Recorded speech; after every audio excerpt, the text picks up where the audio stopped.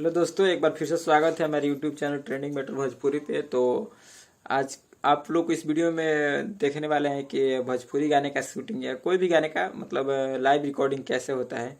तो इस वीडियो को प्लीज़ अगर अच्छा लगे तो चैनल को सब्सक्राइब कीजिए, वीडियो को लाइक कीजिए और वीडियो में देख कर बताइए कि लाइव रिकॉर्डिंग जो आपको दिखाए वो कैसा था, और प्लीज़ कमेंट करें, ठीक है।